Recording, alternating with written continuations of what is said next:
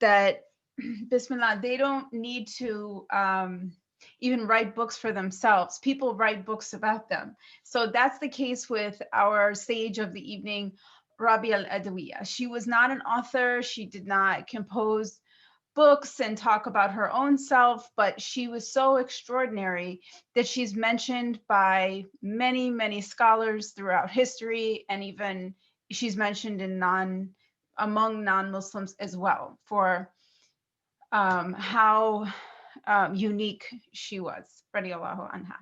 So, mashallah. She was born in the very, very early centuries after the Prophet ﷺ returned to Allah subhanahu wa ta'ala. So you still had the early generations, because after the Prophet ﷺ, you had the Sahaba, and then you had the Tabi'een, and then you had the Tabi'een. So I believe she was from that era, and she was a contemporary with also Hassan al-Basri, who we might learn about in a future lesson, inshallah. So she was an aesthetic. She was not living for this world, and she made many parables, and she told many stories to remind the people around her that this world, it was of no interest to her. And she was born into a very struggling family economically, and then eventually at a young age, both of her parents passed away. And after they passed away, she became an orphan. And she then was essentially captured and brought into this slavery system. And she was then bought and sold as a young girl. And she was brought into the house of a family. And the man who was the man of the home, he heard her one night making dua to Allah, saying, Allah, I have no joy or intention in doing anything other than you command. Only my love and my contentment and pleasure is in doing whatever you command of me. But I am under the hand of one of your creation. And so remove me from this person, essentially. So the man the next morning informed her that she was free to go. And he also reported that he saw a very strong light glowing out of her room. So she was very miraculous in that way as well. She had known miracles. People saw miracles around her. Her presence was very miraculous. And so she is now, as we know, Rabi'a al-Adawiya. Rabi'a because she was the fourth of several girls. So when she was born, she was the fourth girl. And she is from Basra, which is in modern day Iraq. This is her. So this is one of her stories that is related about her. Okay, and this is in this nice book called Ayat Jamila, Beautiful Signs, a treasury of Islamic wisdom for children and parents. Okay, bismillah. The bandage, a true story of Rabi'a al-Adawiya of Basra. Bismillah ar-Rahman ar-Rahim. One day, Rabi'a of Basra came upon a man with a sorrowful face, his head bound by an immense white bandage. Stopping the man, Rabi'a made some inquiries. Sir, she asked him, what is this bandage all about? Are you wounded? Not really, he replied, but I have a painful headache. Rabi'a looked puzzled. How old are you? She asked further. I'm 30 years old, said the man. And you have enjoyed good health for most of those years? Alhamdulillah, thanks be to God, he replied. I have had good health for my whole life. He smiled weakly, but I have a terrible headache now. Rabi'a pondered his words for some moments. You're breaking up. Okay. Can you hear me now? You're totally fine. Yes? Your voice is fine. It must be the other side. Okay, thank you. Okay, so after he complained that his health was good, but he had a headache now, it said, Rabi'a pondered his words for some moments, and she finally replied to him saying, for 30 years, God has granted you excellent health, but you never once bound yourself with a bandage of gratitude. Yet now, bothered by a small ache, you have wrapped your head in a showy complaint to Allah. The man knew she had spoken wisely and said nothing in his defense, but he was afterwards known for the rest of his life as the man who never ever complained. So she taught him a very quick, short, fast, and relevant lesson. MashaAllah, she's actually mentioned in the books of Imam Ghazali in the Ihya Ulumuddin. I think he mentions about her that she said, it's noted by her saying of paradise, because it's a old Arabic saying that they would say "Ajar qabla dar." So they would say the neighbor before the house. That's just a saying that Arabs say it, I guess. I think even from a long before Islam, Ajar qabla dar. So they asked about Rabi'a and her desire to enter paradise. And she said, I want the jar, the neighbor, I want Allah subhanahu wa ta'ala before I seek the house. So she applied that there, mashallah. So may Allah have mercy on her. And we are going to, inshallah, draw this depiction of ancient Basra, and inshallah, we will have fun. So who's ready? Bismillah. The scholars, they say, mentioning the righteous, that angels and mercy descends. Do you feel it? Do you feel the mercy? Okay, so the first thing I'm going to do is grab my pencil, and I'm going to trace. I'm going to find the center of my page. I plan on cutting mine out, or maybe, yeah, I probably will. So it doesn't matter how center it is or not, because I'm eventually going to cut it out. Let me move this so we can get a better view here. There we go. It's good. All right, so I'm just going to trace this circle. But again, if you don't want to, like say we're going to make a land, if you don't want to do that, then just make your land. You can make a whole landscape. Like if you want to make it bigger, for example, you're going to be limited by the circle. So if you would want to do in a larger size, you can do it this way. So you're going to make two hills here, right? And you can do the whole landscape here. I just thought this was different composition, a little bit fun. Let's change it up. Okay.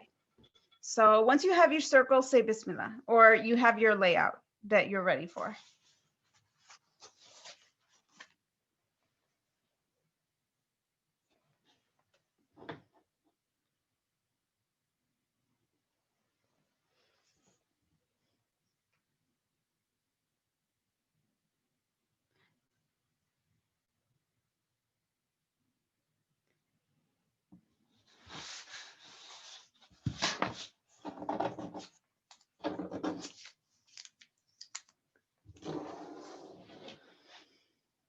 Bismillah. Okay, Maribat has given me the Bismillah. After a few more, then we'll do the next thing.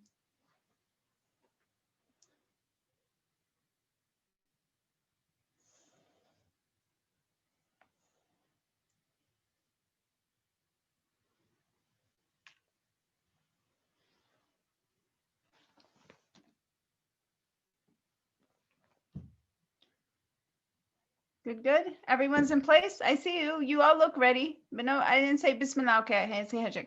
Okay. So Bismillah. So I'm not going to start up here, because if you see, it's like the bottom third of my circle is I'm going to make the first lines for these roads and give it your own twist. So if you see it in your mind in a different type of way, then just go with it. So again, these are hilly lands. So I'm not going to worry about it being straight. It wants to look like nature. So it should look a little bit, I don't know, bumpy or something. So I'm just making a line down this way. And I'll make another one that goes here. But I don't want it to cross like exactly in the middle, because I don't know, that just doesn't seem right. It's going to make the eye go directly to the middle, and it's better to sort of have it off center. And then for the first line, I'm gonna double that line so it looks like a little valley or a little path. If you wanted, you could even go and like put some water here or something. Why not? Maybe we'll put some water. It'll be like a mystical land, a mystical Basra. Why stop there?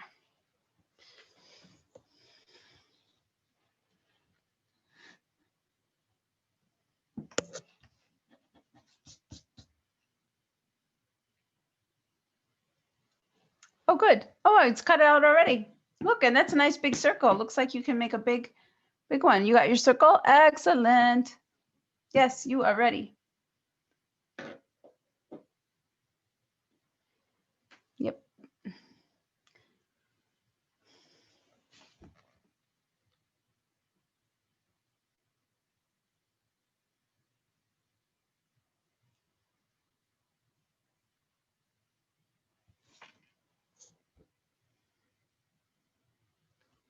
Inshallah. So once you're past that point, then just let me know so we can move on.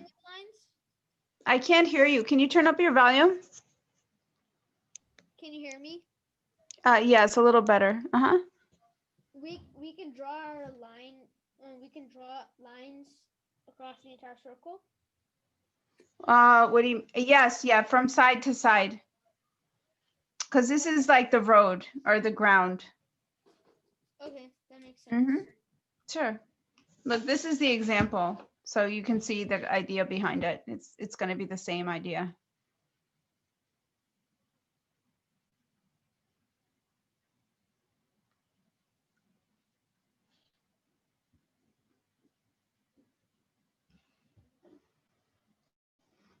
All right, good. I got a thumbs up there. All right. Good. And more thumbs up. Okay, so what we're going to do is start from one side. What I did is because I wanted to make the look that these buildings are sort of in and out and overlapping each other. So if I just did it straight and then I did another layer from behind, it would just look like one layer and then another layer. But I wanted to look like, you know, they're kind of in and out from each other. So we're going to try that effect if we can. But let's just start on the left and then we'll go to the right because that will just be a little more systematized, even though that's not how I did it before. Good thing to remember that back then houses, they were built from mud. So they had a very simple design and they were pretty low. They weren't high buildings, they were pretty low, but there were some higher buildings, governments or minarets for the masjid. So I put those and yeah, they had, you know, simple small windows and sometimes little ornamentation, like these little scalloped ruffles, and then these sort of, I don't know what these are called, jagged sort of patterns. You'll see those in like the old depictions of those, that era. So we'll start over here and we'll make a little jagged building, maybe like this. This is the roof of it.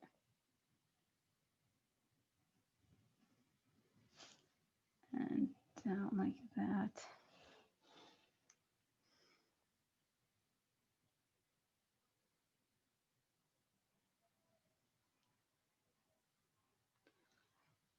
And then I put all the windows and doors and stuff last. So maybe we'll put this tall minaret here, but we're going to make a space for a building here. So, but it's going to be here.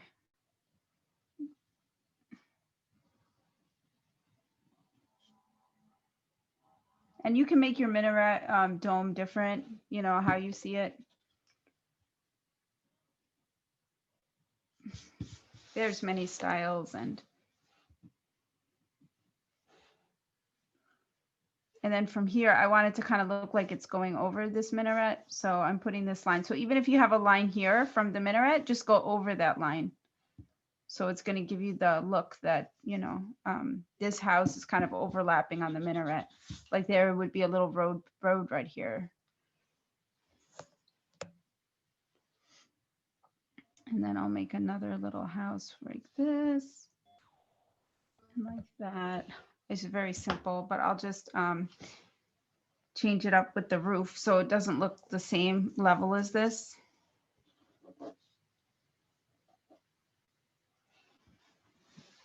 And then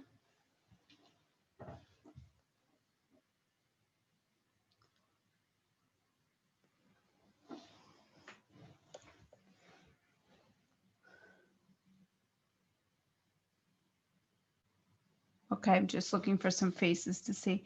So this one's going to be a sort of, I don't want to make it the same because then it's visually boring. So I want to make this one a little more narrow. These are kind of flat and low. This one's going to be sort of narrow and a little taller. And eventually we can give it a different type of roof. And we can give it a different type of window or something.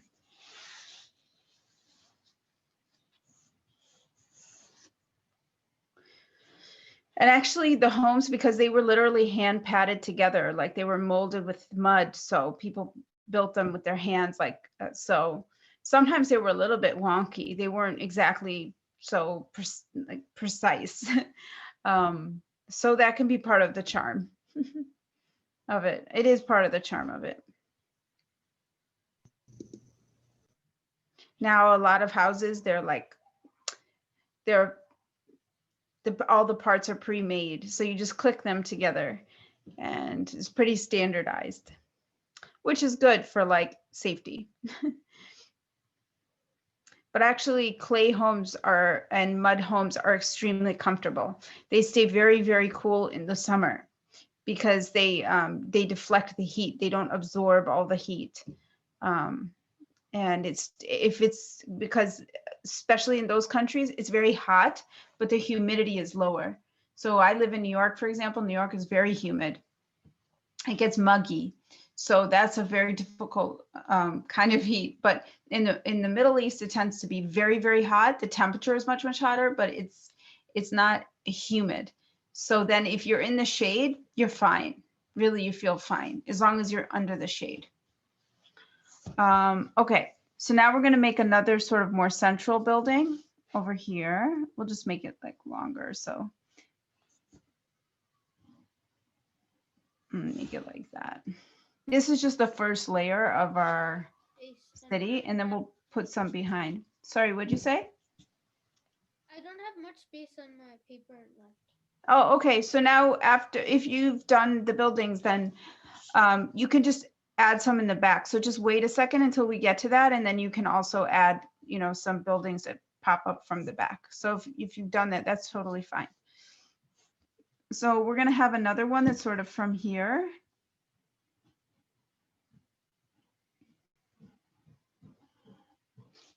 And I want it taller than this one. I just want diversity, the skyline. Yeah, so I'll make it like that.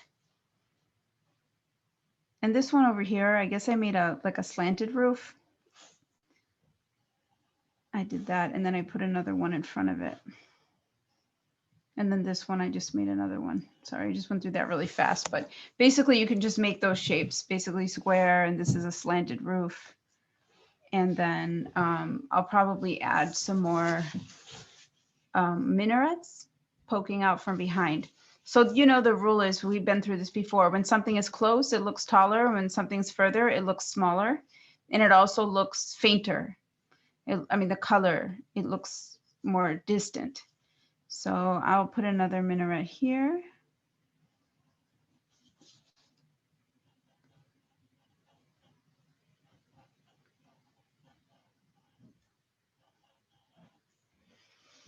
And I'll put another one here.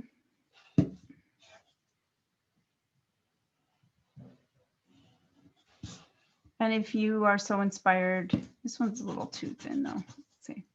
You can make more. Or if you have something else you want to add, definitely go with it. So I want this one to appear like it's back there.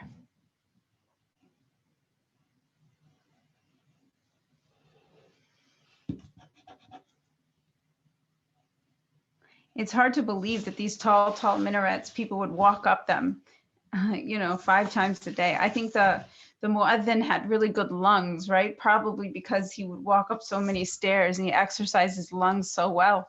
I wonder how much time he took before he'd get up there so he could catch his breath. All the stairs. On here I put the stairs on that minaret, but they'd have to, you know, walk up. A lot of work. Calling everyone to prayer. But that's blessed. I heard that on the Day of Judgment, the people who would call the adhan, they will look like, I know this sounds silly, but they will have like necks like giraffes. So you know how giraffes have really long necks, but it won't look silly. It will look like they have been honored, and everyone on the Day of Judgment will see them and will know that they had a righteous position in this world. So it will be like a sign of esteem. Their necks will show their sign. And everything we do of good deeds will show its proof on the Day of Judgment. It's the day of reality. So whatever good you do, then it will take its form in the world, in the other worlds, the next world.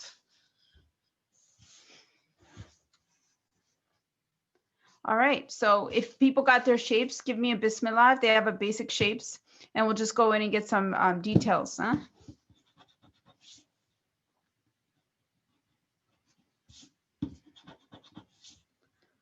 Yeah, bismillah, good. Okay, basic shapes are done. All right, so now we're gonna go in and just at your pace, just here, for example, I just made simple doors and simple windows. Wanted to keep with the theme, simplicity. They would have a lot of sandstorms back there. Windows used to be really small in most ancient antique architecture. They were very small because they would let sand come in, and also, especially in Europe as well, they would have these small windows because of the wind and the cold and the rain there. So some of them had no windows. I just did arched door, but you can play around with the doors. You don't have to make them all arched. You can make some square.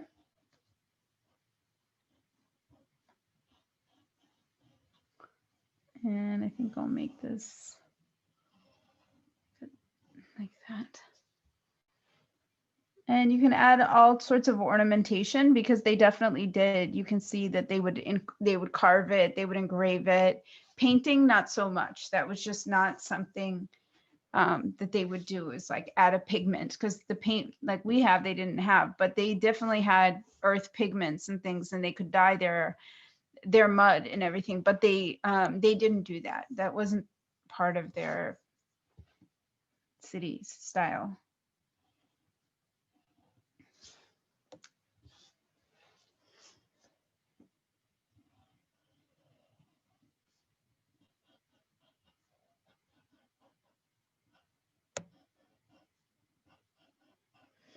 Are most of you on break now? Do you have break from school? Winter break? Let me see. Oh, that looks amazing. Yay. Oh, you look happy. Yes. Break time. Chillax time. Take it easy. I'll make another dome over here.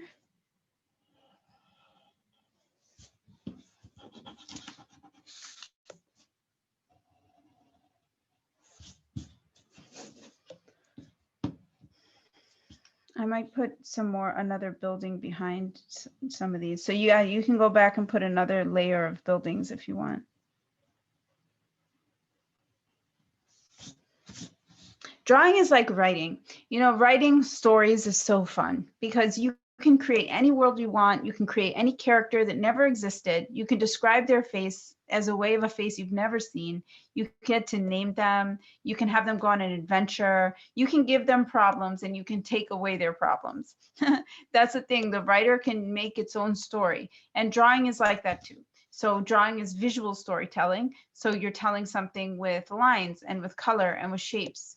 But creative writing is a lot of fun too. Maybe we should do something around creative writing. And I recommend, I've been listening on YouTube. I don't know, you have to ask your parents if you're allowed, but they have free reading. It's like free aloud from Ronald Dahl.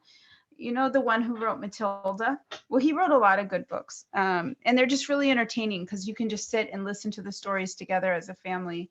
And he's very, very good at creating characters, creating scenes, and really, really making the imagination, you know, see things, I guess. So just keep putting in your windows, and you can change it up. This one, maybe I'll make it more like a government building, so I'll make it sort of unique.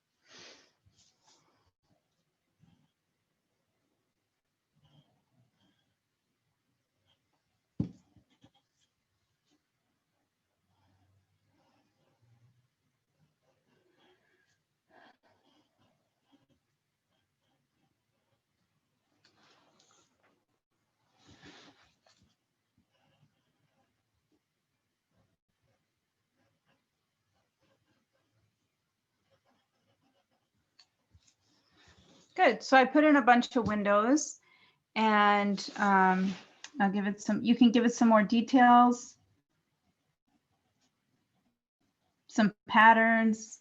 You don't have to, you know, not at all like how I'm doing it. You can add your own patterns.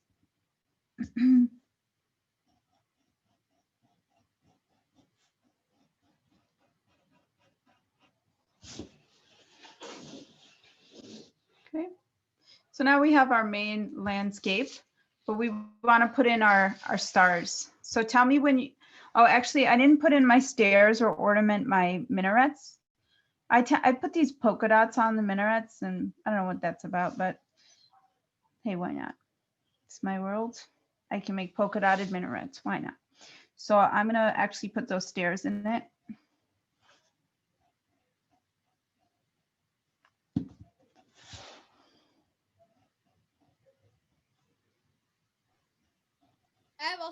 I also put stairs. Oh, good. Yeah, the stairs are fun. The only thing was, they were like so long that what I did was, half of it I put the stairs. Actually, not half, like 2/3 I put the stairs, and then there would be like a platform, and then there would be like a long ladder that they would climb. What is that? Oh, that's fun. I love that idea. What is Yeah. Wow. You really put the Muezzin to work. He has to climb a ladder, and it's like an obstacle course. That's cool, though. I want to see it, okay? In the end, inshallah, if you feel like you're okay to share. Sure. Also, the last thing is, I'm kind of surprised that there are no trees. Oh, no, I don't know what happened to Hamza. He said he couldn't hear our things. Okay, you all can hear me, right? Maybe he's having internet issue. Oh, wa alaikum assalam, Hamza. That was nice of him to mention, you know. Allah bless him. Okay. Okay, they say they can hear me, so, oh, well, I hope his internet works out. Oh, you're putting in trees. Oh, yeah, I did put some plants in the front, like I put some planters. So yeah, that's a good idea. You can add some, that looks really cute too. You know, to add a little green, a little greenery. So yeah, you made me remember that. Thank you.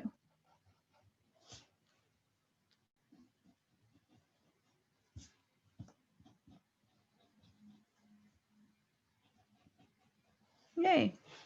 Put some plants there. Those will pop out like green in front of the brown. So that'll make some nice color contrast. So are people ready? We can make some stars. I'm going to show you how I like to do stars. I like to make like this shape.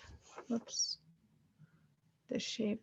So you basically go like this and that and this and that, like that. It's basically like 2 V's.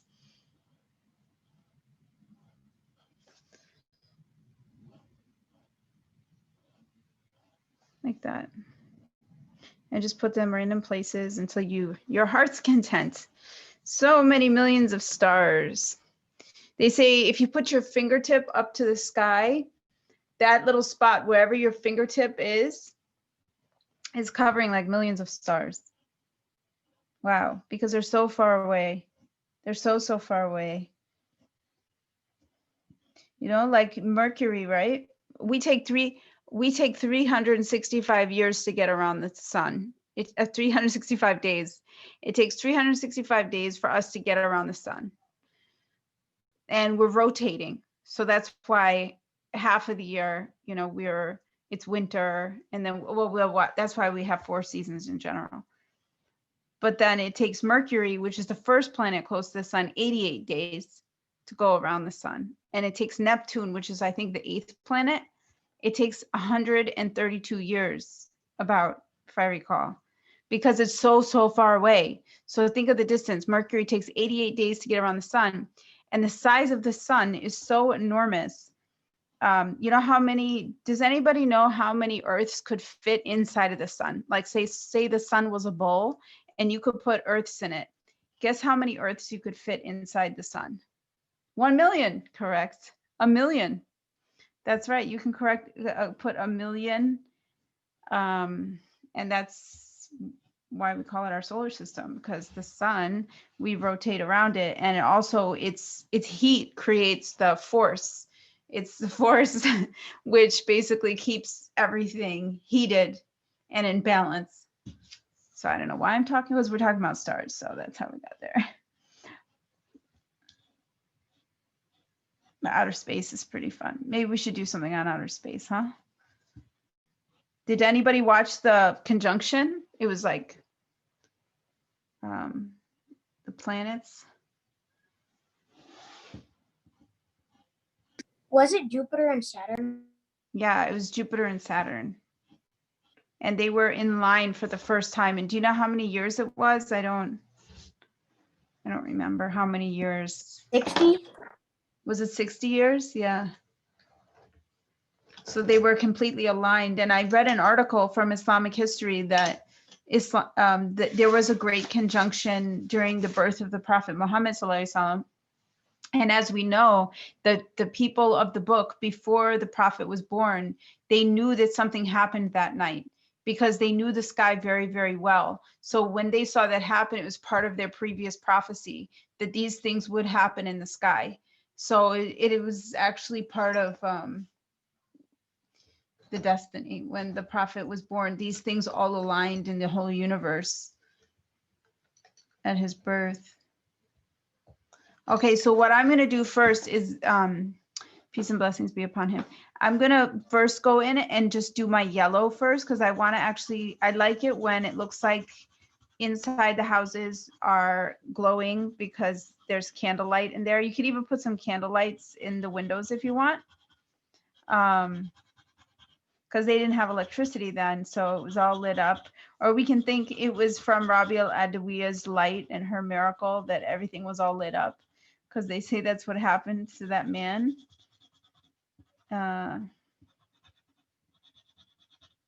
He saw the room was completely lit up with the light of Allah. It must have really impacted him, you know, like what he saw, to then the next morning just tell her to please go free. And then she lived her life just teaching, and wow. Sister, do you have can we first trace it with a pen and then color it in? You can if you want to. I usually wait to trace it at the end so it goes over any things, but yeah, if that's how you like to do it, go for it. Okay. Yeah.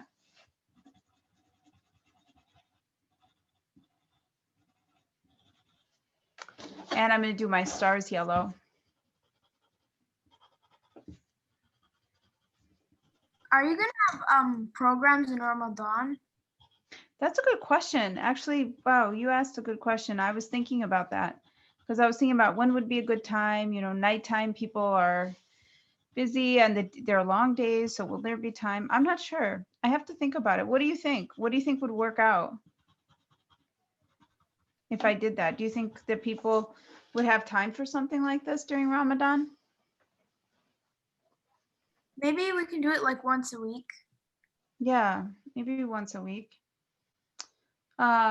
Maybe I should definitely though think about programming before Ramadan so everyone can decorate. We should do Ramadan decorations and stuff.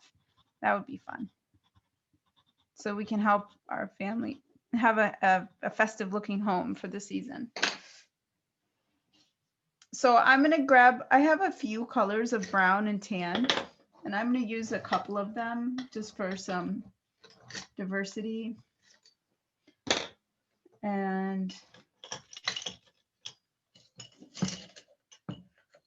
yeah, because we're very close to Ramadan now. I think it's in May. So it's in the mid-May, end of May, mashallah. So it's coming up. And I'll use some gray too. So I'm gonna just start coloring in my home's brown. Ramadan's in. That you teacher? Is it? Is it earlier? I think it's in May now, right? Our teacher. Our teacher or your teacher? This is an art teacher. We can show her. Has it put a video on or no? No video? This Oh, Ruqayyah Yaqub, Ustaza is with us here, everyone. We have, mashallah. Sorry about the audio. Sorry. Oh, mashallah. Oh my gosh. Oh, Sayda, Ustaza, teach us something. Tell us a story. I don't know. You're probably catching you on the spot, but we're all just coloring and we're just kind of chillaxing and coloring. If you want to share any story or anything. Assalamu alaikum. Walaikum assalam. So I've been reading a lot about Imam Ghazali, so I can tell you a little bit about Imam Ghazali if you would like. Oh, we love it. Okay, we're all ears.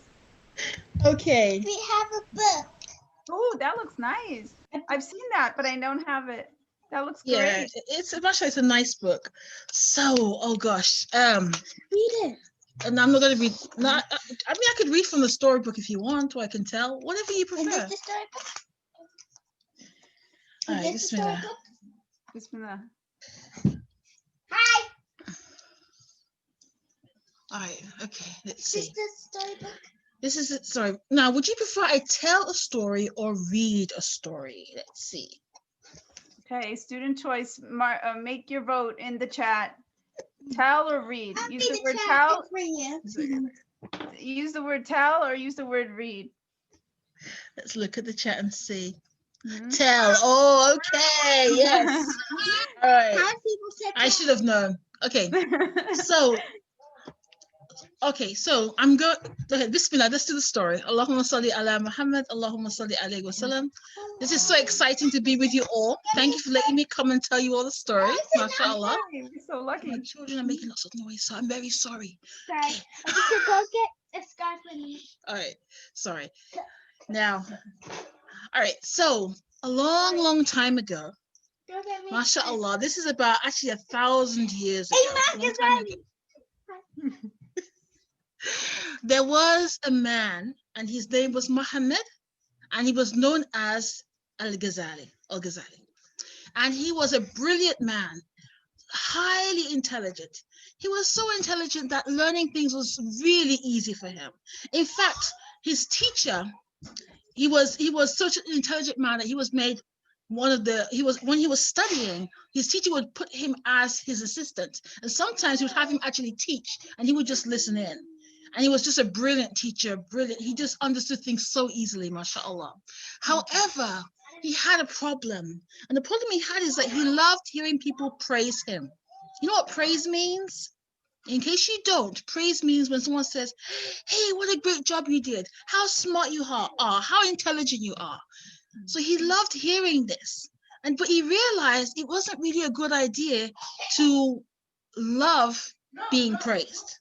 It's okay if someone praises you, because if you do a great thing, the person might do that, but you shouldn't really, really want it. And whenever you hear it, you get so excited and happy and you want to hear more of it. So he would debate, and while he was debating, and by debating, it means to ask questions, to answer questions, to go back and forth. So he would do that, and when he would debate people, he actually would enjoy. Now my baby's crying as well. It's all this excitement tonight. He would enjoy debating people and showing how smart he was. And then one day he said to himself, I'm gonna have to stop doing this, because the more I do it, the more it hurts my heart. Because he recognized that people have two. Excuse me for a second. Could you take Khadija out of the room, please? Thank you. That people have two hearts, right? The regular heart that pumps blood around your body, your physical heart, and then you have the spiritual heart. And that's the spiritual heart is a part of you that loves Allah, that wants to do what's right all of the time. And he realized that when you enjoy being praised and you enjoy making other people look small, it really makes he used the word dust. He used the word we use, I'm going to use is dust. He didn't use the word dust, but I'll use the word dust. You know when something gets dusty and you have to kind of clean it up? He talks about the heart and how it can get dusty when you do things that aren't healthy for your heart. And you have to do things to clean it up, to shine your heart. So he recognized that he has to start with that himself. So he was one of the most important people in that whole part of the world, because he was highly intelligent. He was wealthy because of that. He had the people around him. He had hundreds and hundreds of people who would gather around him if he were to walk somewhere. You know, like how famous people are today. Whenever they go somewhere, there's always people following them around. It's called like an entourage, right? He had a huge entourage, and he decided that, you know what, I'm going to leave all these things behind. So he left all these things behind and he went for Hajj. And he actually went on a journey for many, many years. And during that time, he spent that time really thinking about how do I do things only because of my love of Allah, not because people are going to say wonderful things about me, but just because I love Allah. And after he'd spent this time, many years being away and thinking and worshiping Allah, he wrote a book. And this book was a huge book. Actually, it was 40 parts. And each part is like a really big book.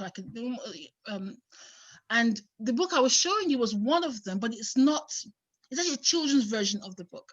So he wrote these books, and when he came back into Baghdad, the city that he lived in, he shared these writings with people, and people was amazed. They were like, wow. And it helped.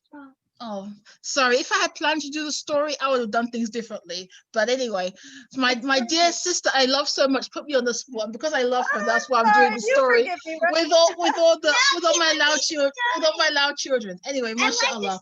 Fatima Isa. Anyway, so this happened, like I told you, 1,000 years ago. Until today, people are reading his work and learning his things that he talked about. And not only did he talk about it, but he experienced it, because he was somebody whose heart wasn't very shiny because of the fact that he liked being praised. He liked the attention. He liked being better than everyone else. But then he realized that Allah had blessed him, made him smart. But he should thank Allah for those gifts and not think that those gifts are just there because he's so amazing. So that's what he learned, and he wrote about it. And one of the things I've been trying to do with my children and with myself as well is us really talking about what is our spiritual heart. This is a shiny heart that loves Allah, that wants to do what's right all of the time. And what is that physical heart that pumps blood around our body, keeps us healthy? And both hearts are very important. We have to exercise, eat good food, drink water, have a good night's sleep, so that our physical heart is healthy, but then we do things for our spiritual heart. And if anyone knows what you could do that makes your spiritual heart healthy, you can type some of those things in. I'll give you a little hint. Not getting mad when people upset you. And it's hard, right? When people upset you, you're not all mad, but that is a real way to shine your heart really, really well. What else? Patience, very good. MashaAllah, we've got some really smart children here. Well done. Anyone else? What else? What else are things that you can do that you think might make your spiritual heart shine? Apart from patience. Prayer, yes, exactly. Prayer helps. Prayer helps. Doing dhikr helps. Saying things like, subhanallah, alhamdulillah. What's that? Don't say anything. Very good. Not saying anything if you don't have something good to say. Because sometimes we just want to say stuff, right? Then we realize, oh, maybe we shouldn't. Because that could hurt someone's feelings. And you think about Rasulullah sallallahu alaihi wasallam, he was someone who really cared about his feelings, people's feelings. So if we want to be like him, we want to care about people's feelings too. If you want to go to Tahajjud, Tahajjud is wonderful. Yes, that's like deep cleaning. Tahajjud is wonderful. I know some of you're very young, so you're not doing it. Probably your moms and dads do it, but inshallah, you will join in as well. Kindness, exactly. And you know what's even a stronger scrub on your heart is when you're kind to people who aren't kind to you. Like sometimes your little brother or big brother or little sister or big sister might make you feel upset, and you're still kind to them. I'm Yes. so big with people. All right, and I think I'm fasting definitely. So I'm gonna turn my audio off now and my video off now. But thank you so much. I'm still right here. I'm not leaving Gosh, you. what a treat. Oh, kids, we've been really blessed tonight. MashaAllah. The blessing of mentioning Rabi'a al-Adawiya, we were blessed with this pious woman who has now told us about this pious man of Islam, Hujjat al-Islam, Imam al-Ghazali. And it's interesting, Imam al-Ghazali and Rabi'a al-Adawiya have something in common also together with each other, and they have something in common with the Prophet Muhammad Sallallahu Alaihi Wasallam, is that I believe Imam al-Ghazali was also orphaned. So he was orphaned, and one of the first reasons why he went to go study is because he actually just needed a place to stay. They had a housing for school for people to learn, and he was very, very smart. So him and his brother, they went there, but something entered his heart. So it's interesting how Allah creates the circumstances. Like Rabi'a lost her, parents. That's so hard. And then she was sold in this slavery system. That's just, most people would never come through that. That's so difficult. But she just was with the presence of Allah, and she found this peace. And then Imam Ghazali, he also, and Ustaza Ruqayyat, if you're there, maybe I mean, I hope I have the facts right. So he went, I believe, into the minaret in the Umayyad Masjid in Syria. Yes, so, in Damascus. Yes, yeah. right. Yes, He was there, I think, yes. Are you sure? you are so So- precious. So right now, I'm having to be patient, right? Because as I'm Yeah. speaking, my son is giggling and being very distracting. Yeah. However, I've been telling him about us shining our hearts, and he's been doing a good job. He's been doing a good job. So I'm gonna try and do a good job too, and be very Yeah. patient. And And my daughter too. She just want, but we don't want to like tell everyone how great we are, right? You're all so Yeah. precious. Yeah. So precious. Yes. So sometimes people who are gifted with the amount of knowledge like Rabi'a and Imam al-Ghazali, you'll find a consistency between people who attain that level of knowledge, is that it usually happens. It usually happens, not always, but it usually happens that people who attain that level have been through a lot of hardship. They have had to make a lot of sacrifices, or they went through circumstances that were very, very difficult. And that's because they say that those who inherit from the Prophet, peace be upon him, they're tested, they're more actually, because they are now following the path of the prophets, and the prophets had a lot of challenges in this world to teach people how to be patient. Like Ustaz said, how to be patient, how to be kind, even when no one's being kind to you. Some of you might know stories, if you want to share, if you want to unmute yourself and share stories about any of the scholars or the prophet that you know when people were not kind to him, but he chose to respond in a nice way. If you feel like you want to share a story that you know or you've heard about. You know the story of Yusuf alayhi salam, like that too. I mean, imagine being lied about in your face. They're lying about what they're claiming, and they're just saying it in your face, and then you have to do jail time for that. That is really, really difficult. And then he found that being in jail was more peaceful to him than to be called to any sort of sin that they would want him to do. So that's an unusual type of heart. That's a unique type of heart. That's not ordinary. Would prefer to be in jail than to be, called to these things that people are even after. So it's just, they're unique individuals. So you'll see this again and again with the pious people. Their stories are unique, quite different. They're challenged. So I think it's a saying of Rumi. It says, you have to keep polishing your heart, right? And it's polished by every rub. Like people rub you the wrong way, you know, it's like constantly you said this, they did that, now this happened, now that happened, and they just keep, but every time, like if you have sincere intention, it's going to rub your heart clean. It's going to keep polishing your heart. Does anybody want to share a story? There's another story. The Prophet Muhammad, he was gonna go to Ta'if, and then when he was going to Ta'if, there were three leaders, and those leaders weren't so nice to him, and then those leaders told the all other people in Ta'if to throw stones at the Prophet Muhammad, and then all the people there threw stones to him until they chased him back to Mecca. Wow. And he was bleeding. Yeah, And he's bleeding, yes. And something I heard about that too is that, you know, wherever, if a prophet's blood falls on the ground, it's sacred blood. Like the blood of a prophet is not like the blood of an ordinary person. Their blood is considered like holy.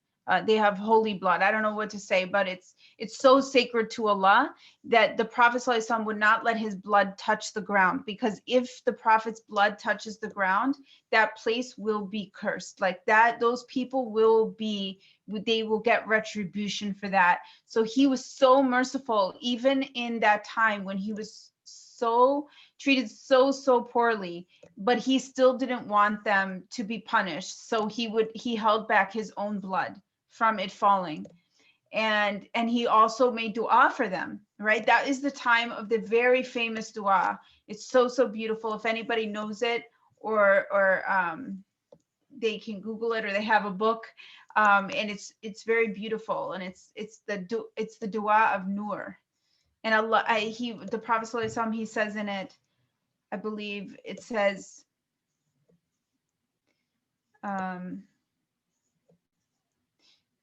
basically what people do to me, as long as you're not displeased with me, I'm okay. So it didn't matter to him that people would reject him, or that, you know, maybe they were hateful to him, but if he just wanted the pleasure of Allah, that's really was his only concern. And so this is the Prophet of Allah, and this is the one that all of these great scholars inherited from, right? So Rabi'a al-Adawiya inherited from Prophet Muhammad sallallahu alaihi wasallam. Imam al-Ghazali inherited from Prophet Muhammad sallallahu alaihi wasallam, and many more. And inshallah, all of you, why not? I mean, all of us as believers have this some inheritance of the Prophet sallallahu alaihi wasallam. And that's why we should respect each other, because in each of you, you have a portion of inheritance of the Prophet, and within each other we do, because we have this message and we have internalized this belief. So this is inspires us, inshallah, to rise and be better, be more forgiving, get along. I know it's so hard now with quarantine. Everybody's at each other and always together. It can be challenging, but I believe it can be good if we put our heart in the right direction. And I really appreciate Ustazah Ruqayyah for bringing up these topics. And I love how she's teaching her kids to think about two hearts, the physical heart and the spiritual heart. Because the physical heart, eventually it's going to stop beating. And that's happened to every single person, right? There's no doubt about death. That is a sure thing. Everyone's heart eventually, one day, inshallah, will have long lives, but it will stop beating. And but the spiritual heart, it lives on, and it goes to Allah, and it travels the heavens, and it goes to another abode. So we have to take care of the one that's going to last forever.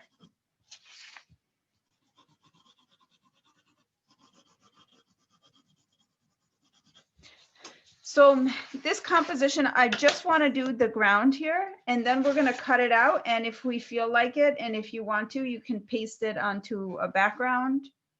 If you want, you can also put Rabi'a al-Adawiya on you can put the name, you can label it.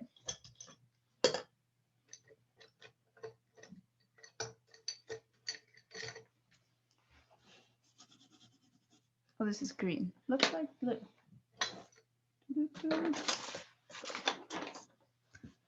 put some water here. Why not?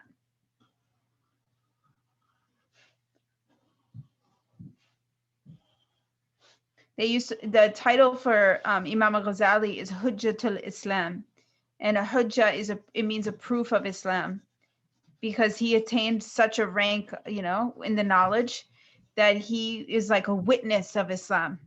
So if you were to see him or to know him, he himself would testify to Islam. Imagine that, seeing somebody who just embodies all of Islam. That's subhanallah. We meet many good special people, but it's rare to meet somebody who embodies all of Islam. The way they walk, the way they talk, the way they respond, the way they think, the way they take time to respond. Like, you notice Rabi'a al-Adawiya, when he told her about her complaints of his bandaged head, she waited a minute. She didn't just reply really fast, which we tend to do. Someone says something, we say something fast. They say something, we say something fast. But the prophetic way is there was like pauses between the prophetic speech, sallallahu alaihi wasallam. And his inheritors who inherited from the prophet, the scholars, they tend to also have this behavior.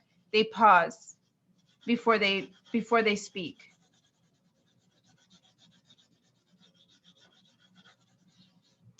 So now looks pretty pale on the video, but actually mine is all colored in. So I'm gonna cut it out and then glue it down.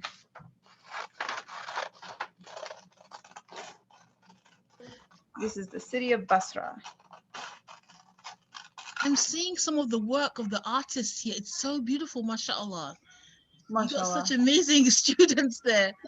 They are so amazing. They're just so talented, and Allah bless their parents for setting everything up for them and getting them online. And yeah, definitely.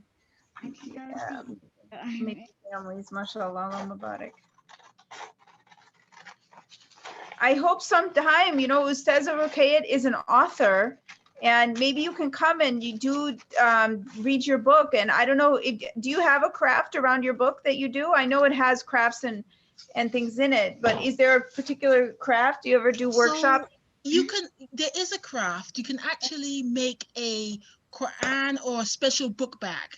Oh, yeah.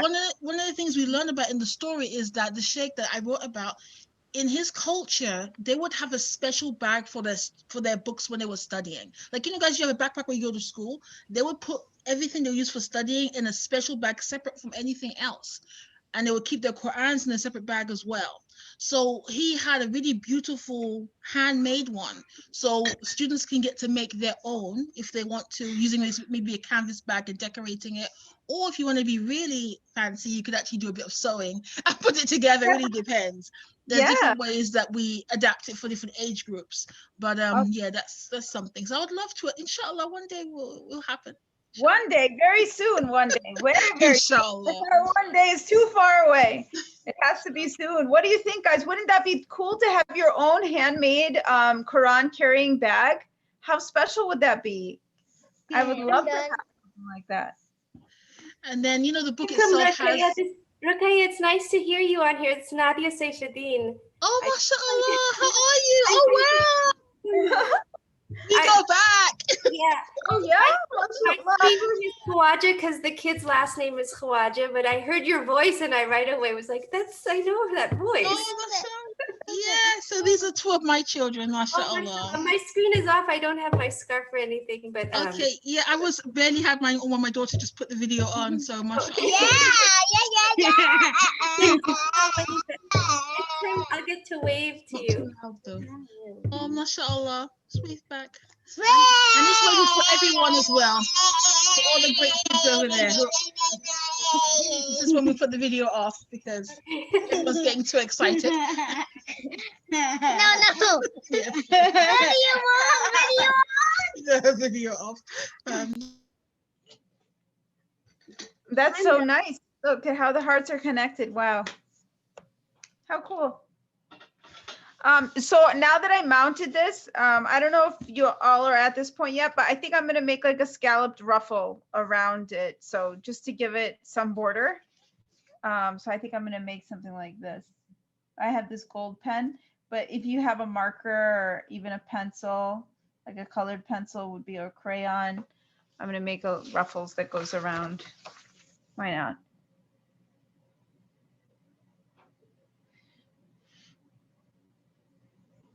Yeah, I mean, I think it would be good to have like so many kids because they grow so fast. Like sometimes after my kids, they grow out of their clothes. I think, you know, this material is so good. I should just use this material to make something else. So if we could find some clothes that kids they grew out of and cut it the right way, it's also good to find repurpose some of their fabric.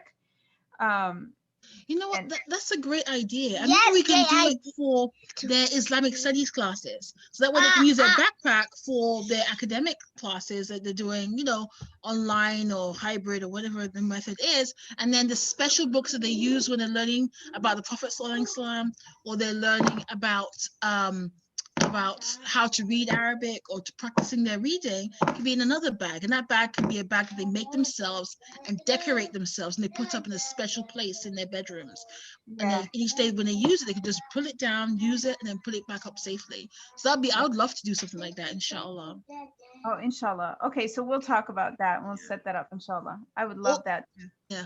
Also, we have word searches so I can share those with you. Those are my And Okay, why don't if favorite too. I like it.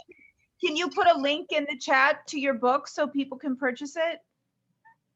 This is about one of the great ulama of our history as well. He was like an Imam al-Ghazali, and he could even tame the animals. Like lions are wild predators, but he could tame a wild predator with his presence.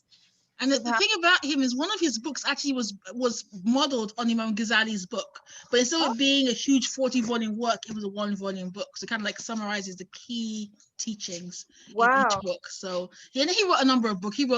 They actually said he wrote about 7 tons that in writing. That's how much. Oh, You know, wow. and we're still discovering books that were written by him. That Yeah. must be He so was a hugely prolific writer. What century was he from? He not that long ago. He died in 1920. Okay. Oh, 1927. Yeah. Wow. Oh, wow. A contemporary master. Yeah. So inshallah, we'll go into the story. I think I would enjoy doing that with you. I love this. I loved your book. I love it. Alhamdulillah. Alhamdulillah. I love this too. So I want to go make one now once I get off with you, because we joined late, sadly. So I want to make one. It's like with the young kids, they're so young, mashallah, and so precious. Oh, Do you draw it yourself?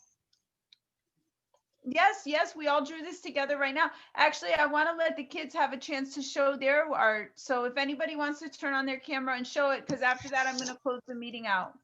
Okay, I'm gonna do. So feel free to open up your camera and have a presentation.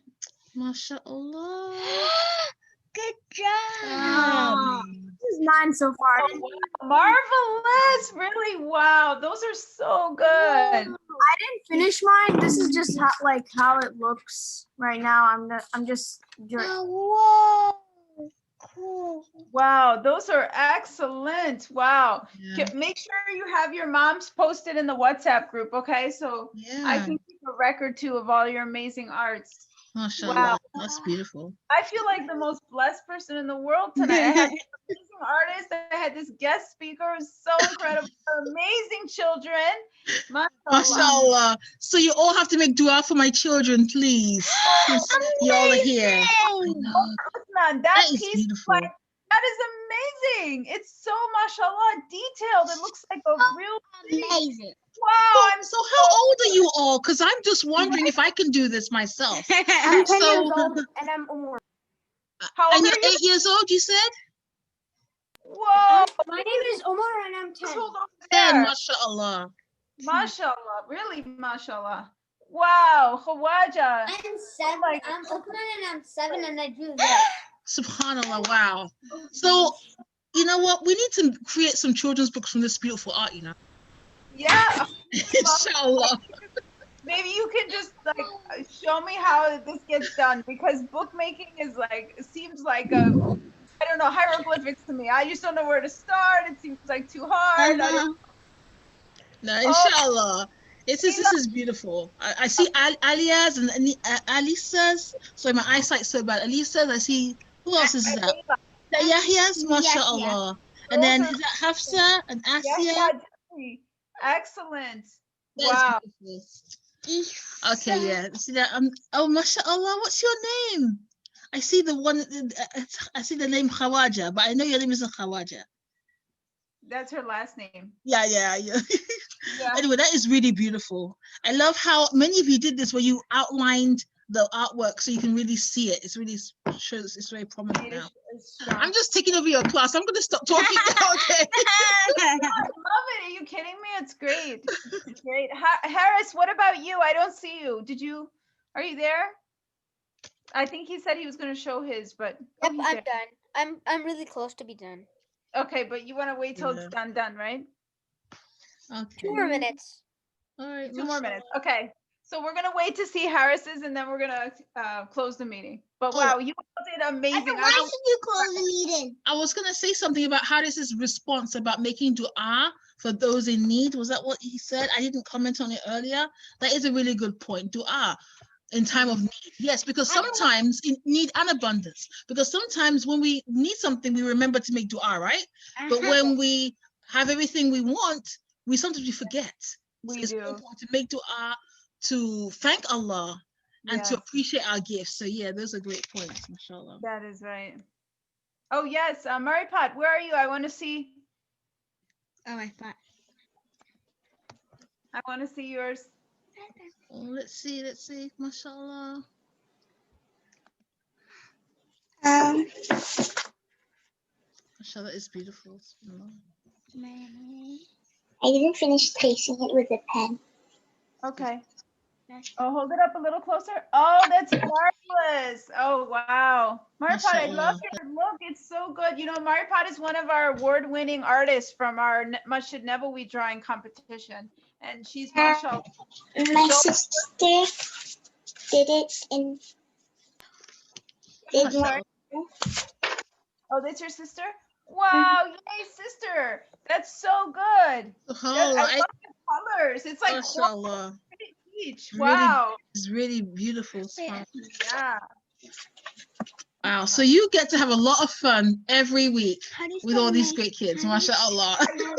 Like my life is just fun. Oops,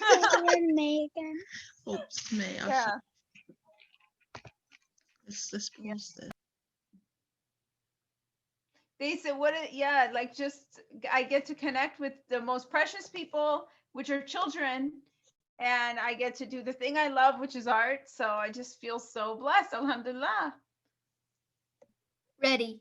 And okay, Harris, let's see it. Can you see my camera? Oh wait, my sister's showing me something. It's off. Is wow. Zaria, let me see yours, son. You didn't see it. Let me see. Marvelous. It's absolute. Oh, look at those colors. It's like a deep eggplant purple and a goldish yellow. How stunning. It looks very regal. Here, do you see this? Harris, wow. I love how you added those trees. Marvelous. It looks so beautiful. Oh, okay. MashaAllah. Yes, I see that. Wow, you did some 1-point perspective. You did a little dimension on there. I like that. Wow. And Yahya Jifri, wow, look at those. So precious, beautiful. Wow. Everybody, thank you for sharing all of your work. I'm gonna, may Allah bless all of you guys. And thank you to Ustaza Ruqayya for coming with her precious children. We're so happy to see you. And thank you for sharing the story. And now we have you on record that you will come back. I want to, because I love the artwork here, and I'd love for us to do some kind of like art project, and I get to, maybe I could get to keep it. No. Okay, I won't get to keep it, but I'll get to have pictures of everything, inshallah. Yeah, it'll be so fun. Anytime, really, especially Saturday nights, because it's already off. It's already check it off on the calendar, so that's good. But if there's another time, we can work it out, and what works for the kids, you know. Are most of you kids going to school at home, or are some of you in the school?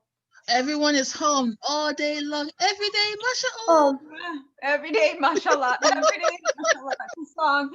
Mashallah, mashallah. Yeah, home. Okay, Marfa. Oh, good. Good. Oh, and I know the book is on Celebrate Mercy's. They have it in their bookstore. So if you the Celebrate Mercy, it's there. I can Okay, look wait, for. is it celebratemercy.com? Let me Yeah, I think it's shop.celebrate mercy or something like that. But their bookshop, it's in there. okay, so check out and the name of your book again, say the name. Write it in. Okay, I'll put it in. So I'll say it and I'll put it in. So it's Ahmed Bamba, that's his name. Ahmed Bamba, Sage of Senegal. So I'll put it in. Oh, bye, Hafsa and Asia. Isa, looks like you're heading out. Allah bless you. Great work tonight. You're like 3 angels over there. You look so precious with your hijab. Wow.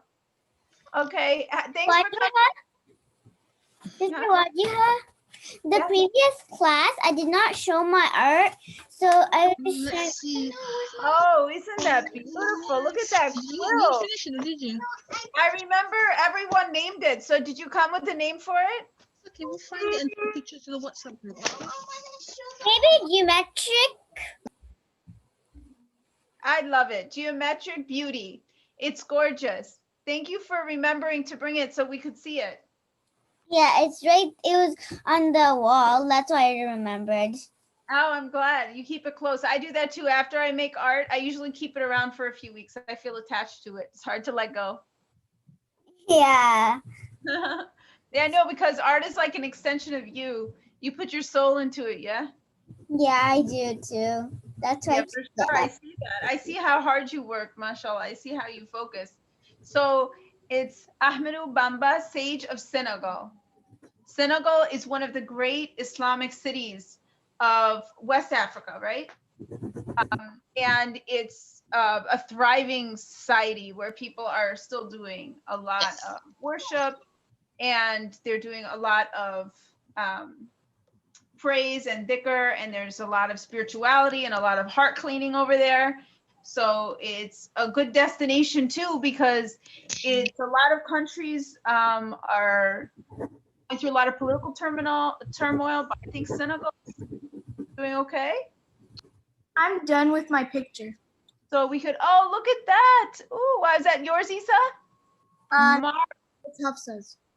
Hafsa's. Oh, that was beautiful. And, That's beautiful. and I'm done with mine. Wow, that's gorgeous. Oh, I love your pond, your water in the front.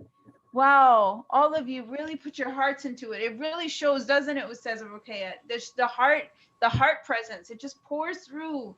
MashaAllah. Omar, Uthman, is that you want to say something? Yep. So basically, I don't know who mentioned this, but